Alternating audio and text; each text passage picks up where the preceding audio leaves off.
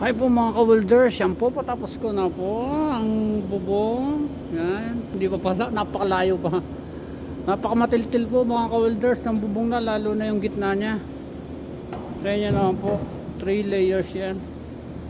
Napakamatiltil niya. Sakit sa ulo.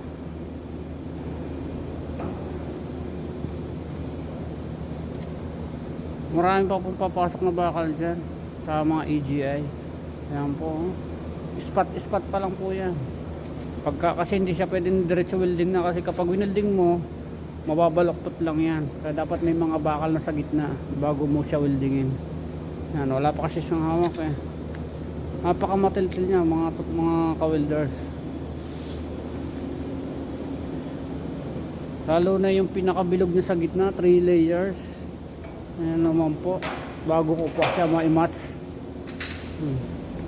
Bago ko siya ma-match, spot pa lang po yan. Yan yung pinaka partition niya para matibay yung pagkakapit, tsaka para angle. Yan, lapat na lapat po yan. Kailangan po talaga merong ganyan, dahil pag wala niyan hindi siya lapat, sa hindi siya angle. Kapag binuo mo siya hindi siya magmamatch, kasi may mga AGI yan sa gitna. Yan, ganyan yung design niya mga ka-welders. Ganyan po yung mga design niya. Nakuha ko na po yung design niya sa drawing niya. Yan, spot pa rin lang po yan mga ka-welders.